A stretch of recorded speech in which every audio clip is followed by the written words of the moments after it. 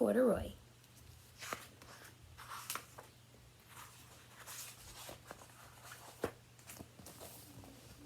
Corduroy is a bear who once lived in the toy department of a big store. Day after day, he waited with all the other animals and dolls for somebody to come along and take him home.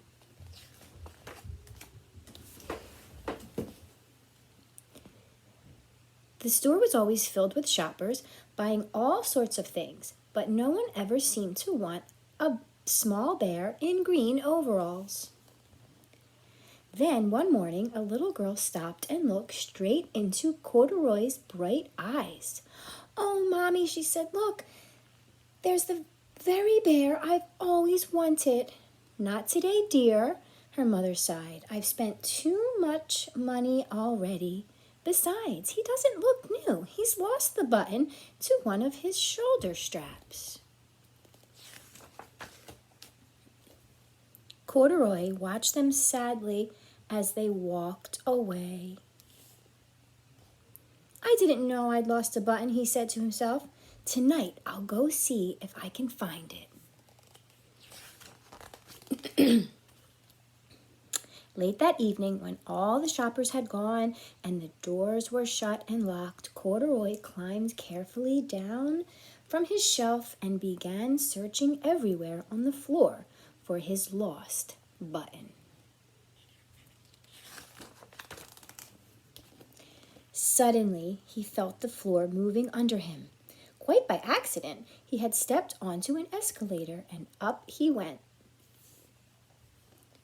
Could this be a mountain, he wondered? I think I've always wanted to climb a big mountain. He stepped off the escalator as it reached the next floor, and there, before his eyes, was a most amazing sight.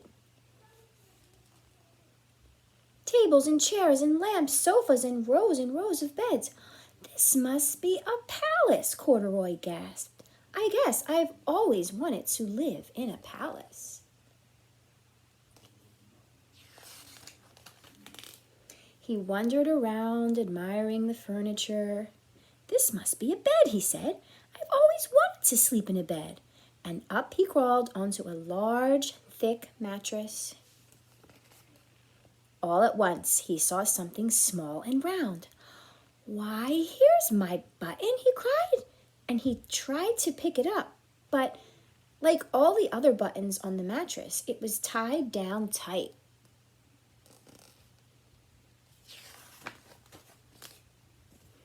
He yanked and pulled with both paws until pop! Off came the button, and off the mattress Corduroy toppled.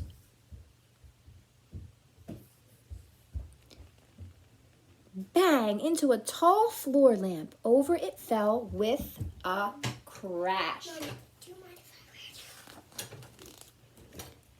Corduroy didn't know it, but there was someone else awake in the store.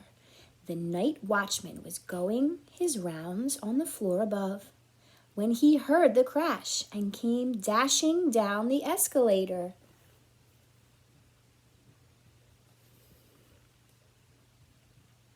"Now, who in the world did that?" he exclaimed. "Somebody must be hiding around here."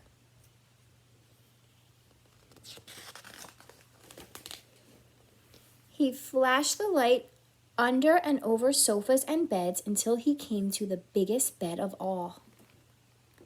And there he saw 2 fuzzy brown ears sticking up from under the cover.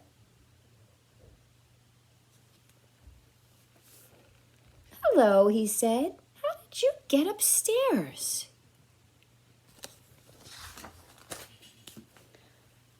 The watchman tucked Corduroy under his arm and carried him down the escalator.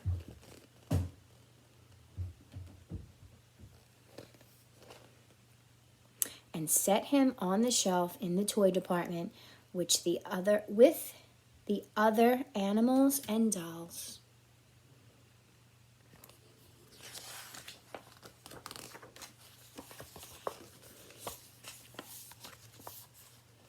Corduroy was just waking up when the first customer came into the store in the morning. And there, looking at him with a wide, warm smile, was the same little girl he'd seen only the day before. "I'm Lisa," she said, "and you're going to be my very own bear. Last night I counted what I've saved in my piggy bank, and my mother said I could bring you home."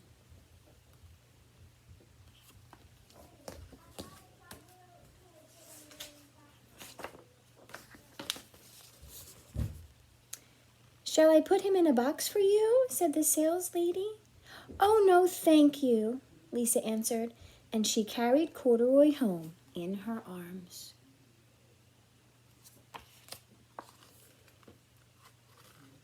She ran all the way up 4 flights of stairs into her family's apartment and straight to her own room.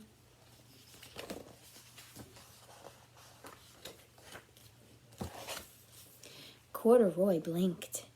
There was a chair and a chest of drawers, and alongside a girl-sized bed stood a little bed just the right size for him. The room was small, nothing like that enormous place in the department store. "This must be home," he said. "I know, I've always wanted a home."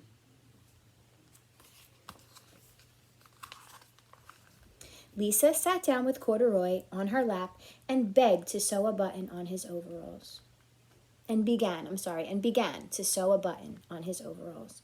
"I like you the way you are," she said, "but you'll be more comfortable with your shoulder strap fastened."